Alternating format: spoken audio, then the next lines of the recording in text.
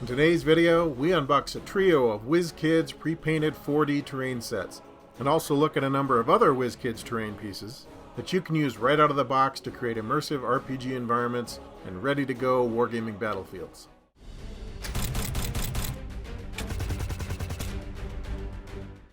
Well, hi folks, it's Lee from SkirmishWargames.com. Welcome to the channel. Today we're going to unbox a couple of 4D terrain kits from WizKids, and also talk about some other terrain pieces that we've accumulated from WizKids over the years. Little scatter pieces and a mausoleum and some coffins and some man-eating plants and stuff like that. And I think these things are great because if we're building a tabletop battlefield and we need a few pieces here or there to kind of round it out, these are already pre-painted, they're ready to go, we can just pull them off the shelf and plug them in.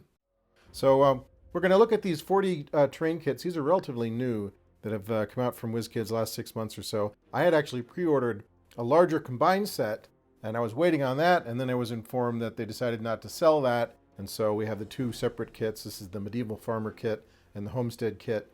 And why do they call them 4D? Well, I was going to be a little bit snarky and say the fourth dimension is your imagination, but actually 4D means that these are complete scenes. So this is supposed to be a complete small farm scene, a complete small homestead scene. And here is the Castle Barracks kit. A lot of these WizKids terrain pieces are designed for RPGs like D&D or Pathfinder. So while it's going to be pretty easy for us to co-opt all of these exterior terrain pieces into our tabletop war games, this Castle Barracks set looks like it's really more designed for an RPG taking place in a castle or a dungeon. And so we'll have to think a little bit about how to use those pieces, but they're pretty neat, so we're going to look at them anyway.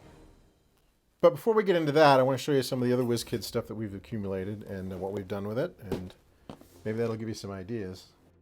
So these are a couple of RPG sets that we picked up. This is the City of the Dead Statues and Monuments premium set for Dungeons & Dragons. And then this here is a big, basically crypt set for Pathfinder, the Ruins of Last Wall.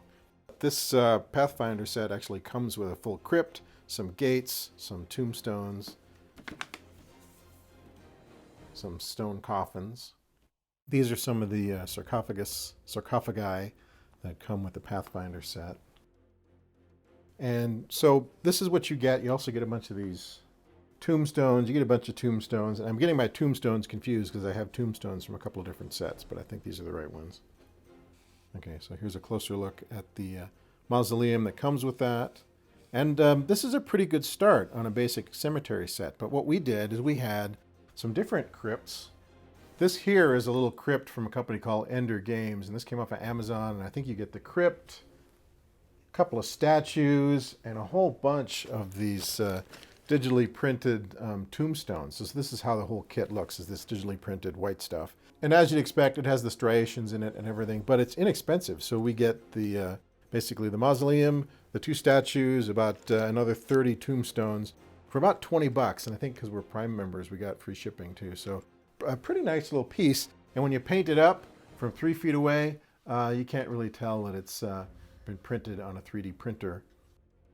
This little guy here is one of the pieces we got from the Corpse Rack Mausoleum kit for Age of Sigmar and Warcry. And so we're just getting started on painting those up. We have a lot of additional fences and buildings and things like that, and we're kind of working our way through them. That's the first one of that kit. And then this guy here, this is the Reaper Bones Obsidian Crypt. And Lynn, I think you actually, this is one of the ones you worked on, right? You put this one together. Yeah. And painted it up. So that is the Reaper Crypt.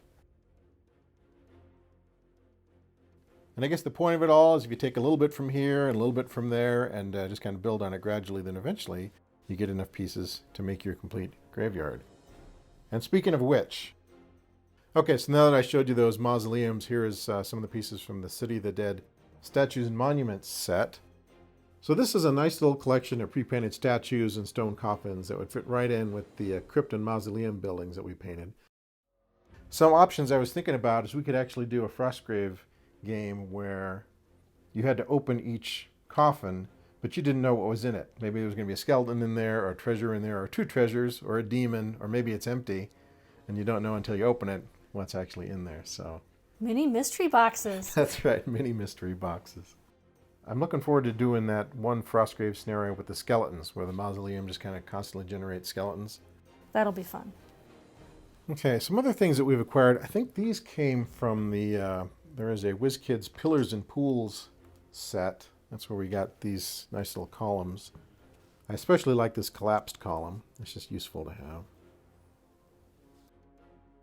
So I really like these little WizKids totems. I think these came from the Pathfinder Battles Crown of Fangs set. We bought ours individually at a gaming convention. One of the exhibitors had bought a bunch of blind boxes and then broke out the parts, and so you could buy things piecemeal. They weren't very expensive, but they're just generic enough that they work almost everywhere. You can use them anywhere from a fantasy setting to some kind of Pulp Fiction jungle type scenario. We've even used them for Star Wars Tatooine type scatter terrain. And then if you're doing a jungle scenario, I picked up some of these. Again, these are individual pieces that just make for good scatter in some sort of a jungle scene. This guy here is the man trap, so a man-eating plant of some type.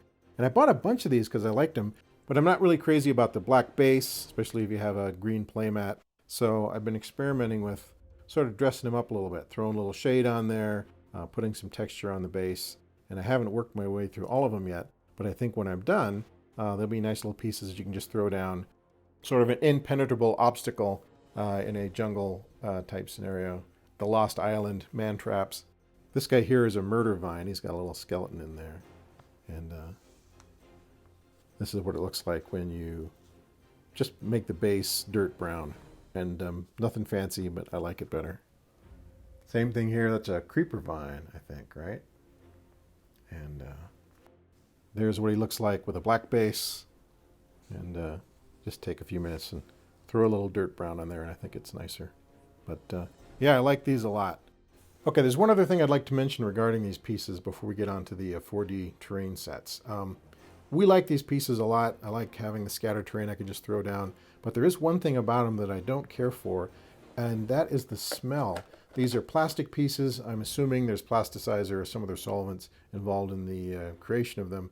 And so what we found is they outgas solvent or some type of glue or some type of paint. Or I don't know, but you can definitely smell it.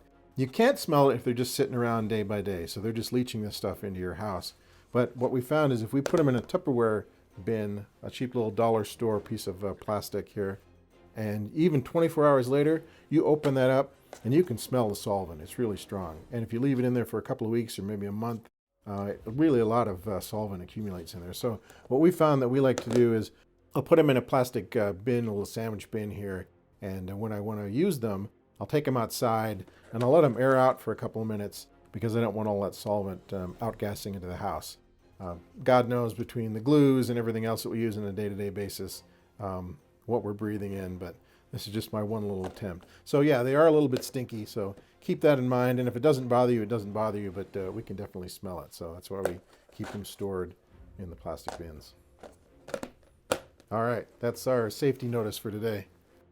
Okay, let's go ahead and open up these WizKids 4D terrain sets and see what we got here. So what do we got? We got the Medieval Farmer, we got the Homestead, and then the Castle Barracks. Tell you what, I'll open up one of these and you open up the other, and then we'll just kind of set them out and see what we got. Medieval Farmer, animal shed, cows, haystacks, manger, oxen, plow, cart, fences, and gate. Yeah, not as smelly as I was expecting, so maybe they're working on that. And these pieces I thought might be like just yellow and might need some earthshade or something on them. It's actually not too bad. Certainly you could put as much work as you wanted to kind of dress it up a little bit. But I'm looking at these and thinking, yeah, these are fine. I think I'm okay with those. I don't think I want to get into throwing a lot of shade or highlighting on them. You could, but they look fine to me. Here's the animal shed. Cows. You said we got chickens too? Do we got some chickens? Yeah, we got chickens in the other one. These are from the Homestead. This is from the Homestead. Remember the last time we used chickens? Yes. In Guar for the Feast of Maximum Occupancy? Yeah. So, okay, and I guess this here is the farmer's hut from the WizKids Homestead set. Farmer's hut with removable roof. Yeah. It's okay. You know, you could definitely paint the door a different color if you wanted to.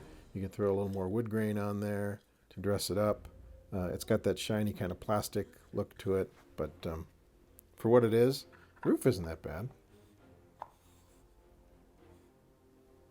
Yeah, just to have something quick that you can pull down off the shelf and throw on the table. I think that's not half bad. Chicken coop. Chicken. And you can remove the roof on that one too. Removable chicken coop in case you have goblins in your coop, right? And then we've got the well. There's the well. Got a wood stack. Stack of wood. Here's the coop again. Here's the chicken coop. So here's a neat little pre-painted cart that came from the Medieval Farmer set. And I think this is the same as the unpainted cart that we got from WizKids not too long ago and then painted up. And you can see that in our Rough Riders versus Grots scenario. So now we have an extra cart. Okay, so here's our instant pre-painted WizKids 4D Medieval Farm and Homestead setup.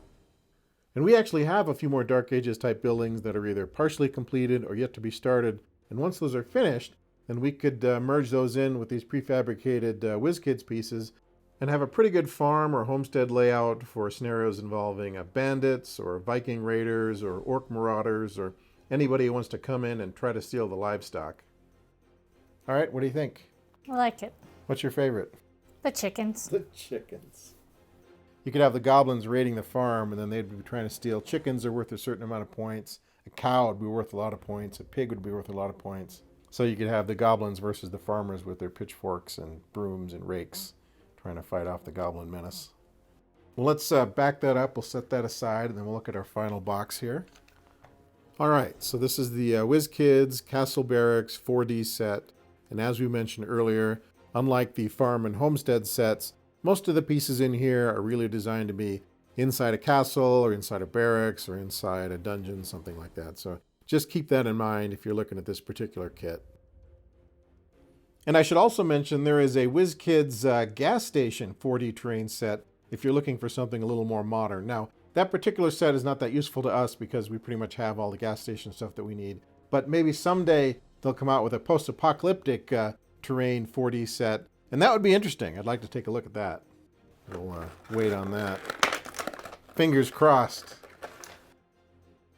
Okay, so what did we end up getting here? We got some bunks, a whole bunch of little weapons that are supposed to go in the weapons rack, and she's working on that there, but that may take a while.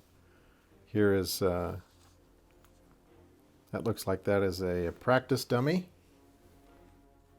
They have nice little like Men's Warehouse clothing stands to hang their suits of armor on. So if you were sneaking into the castle, you could steal their armor right off the rack. Boy, they'd be pissed.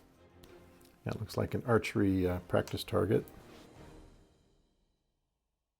Here are the weapons racks. I don't know how they expect all those little weapons to stand in there, but... Well, they've got little ridges, but... That's funny. So, yeah. We got some shields. I like that the chests, the lids come off of. So there's some of the chests, some of the footlockers. And then, yeah, you get a single cup to go with the picnic table. And a couple of benches. Oh, no, you get two. There's 2 cups. Oh, yeah, there's 2 cups. All right. So then the scenario would be you enter the chamber. You see a table. 2 steaming mugs of soup are on the table, but no one's to be seen. And then you're attacked by the invisible swordsman. Right? So this was kind of an impulse buy. I'm not exactly sure what we're going to use it for, but I like anyway. the bunk beds, so we're going to have to find something to use them in. We're going to have to. Right, so make up a wargaming scenario using bunk beds as the starting point. All of your characters are in bed, and their armor is on the rack, and their weapons are in the racks. And the orcs charge in, and you got to get out of bed and get dressed and find your spear. Otherwise, you're just using a pillow to fight the orcs. Well, folks, we hope this was entertaining or informative or both, and hopefully gives you some ideas on how to use WizKids terrain to sort of populate your own wargaming tables and spend a little less time building terrain and a little more time playing games. At least that's our philosophy anyway.